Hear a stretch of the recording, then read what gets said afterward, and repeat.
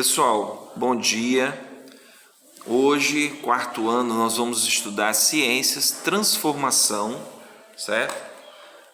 Físicas da matéria.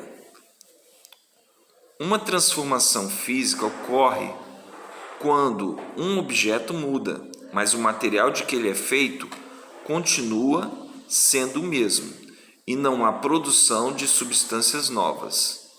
A transformação não altera as substâncias que formam o objeto, certo? Aqui tem um exemplo, né? A transformação da madeira em lápis. Houve uma transformação, né? No formato da madeira, mas a madeira continuou sendo madeira, ó. A madeira é serrada, lixada em placas com canaletas. Depois, os vãos são preenchidos com cola e grafite, certo? E outra placa de madeira reveste a inicial. As placas são cortadas e formam um lápis. Lápis pronto. O lápis é polido e recebe acabamento, certo? Então, na fabricação do lápis, a madeira é cortada, lixada e furada. Mas apesar disso, continua sendo madeira. A mudança de forma não altera as substâncias que formam a madeira. Ao fazer um picolé caseiro, o suco de frutas passa do estado líquido para o estado sólido. Então aqui houve uma mudança só no estado. Não houve mudança, né, não é a mudança da forma, mas a mudança do estado. Ele passou de líquido para sólido, certo? Não modifica as substâncias que formam o suco. O suco continua a mesma coisa, tá, gente? Então, aqui. Leia o texto e responda. Ana deixou um sorvete alguns minutos ao sol, enquanto brincava com seu irmão. Quando voltou, o sorvete havia derretido, né? Em sua opinião, o que provocou o derretimento do sorvete de Ana? Letra B. É possível reverter a mudança que ocorreu com o sorvete de Ana? Como? Né? Então, sim, é possível, colocando o sorvete no congelador. Aqui, em sua opinião, o que provocou o derretimento do sorvete? Certo? O que provocou foi a mudança de temperatura, né, gente? O sol, né, ele aqueceu, houve a mudança de temperatura e o picolé derreteu, tá? Eu vou colocar no grupo a resposta que houve, uma resposta em grupo, coletiva, né? Vou dar para vocês estarem corrigindo de vocês, tá? Vamos passar agora para a página 95. Na página 95, gente, o que acontece? A página 95, nós vamos fazer algumas atividades, tá certo? Então, quero que você acompanhe aí a atividade, ó. A formação de misturas, como ocorre ao juntar água e açúcar, não modifica as substâncias de que cada material é feito, mesmo sem conseguirmos enxergar. O açúcar continua existindo na água. Então, que mistura é essa aqui? É uma mistura homogênea, né?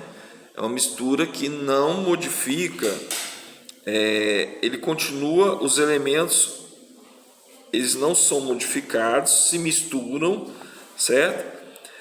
O que são misturas homogêneas? São aquelas que não é possível distinguir os elementos. Eles estão tão misturados que a gente não sabe o que é água, o que é açúcar, certo? Então, a mistura homogênea são aquelas que não é possível distinguir os elementos que compõem a mistura, tá? E heterogênea, a heterogênea já é o contrário, né? São aquelas que não é possível, que é possível distinguir os componentes da mistura, né? Quando a gente, por exemplo, coloca azeite na água ou numa sopa, o azeite ele fica ali, né, sem misturar com a água.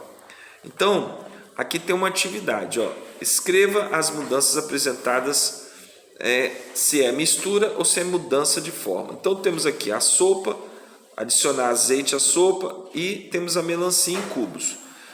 No caso aqui houve uma mistura, certo? Apesar de ser uma mistura heterogênea, mas houve, tá? Tá lá a sopa com azeite, é heterogênea, a gente consegue distinguir cada um, mas está misturado. Já aqui não houve mistura, houve só a mudança de forma, né? A melancia foi cortada em cubos, ok? Como se fosse o lápis. O lápis também houve uma mudança de forma, né? A madeira foi cortada em pedaços até formar o lápis, né? E aqui nós vamos fazer no número 3, leia o texto e responda as questões. A arte de Aleijadinho. Aleijadinho foi um escultor, né? Muito famoso no século 18, né? E aqui tem uma escultura de Aleijadinho, feita em 1794 e 1804, município de Congonhas, Minas Gerais, 2016. Tá? Aqui, ó, Antônio Francisco Lisboa é o autor da escultura ao lado. Ele ficou conhecido como Aleijadinho, em decorrência das sequelas de uma doença que adquiriu aos 39 anos. Aleijadinho viveu no século XVIII e foi um dos maiores escultores brasileiros de sua época. Ele esculpia figuras religiosas em madeira, certo? Ele esculpia figuras em madeira e em pedra-sabão, ok? Seu trabalho pode ser visto até hoje em igrejas e monumentos do município de Ouro Preto, em Minas Gerais. Então aqui as perguntas: quais materiais são mencionados no texto? Ó, madeira e pedra-sabão, tá? Ok? B. O que causa a transformação do material em escultura? O trabalho do artista, né, gente?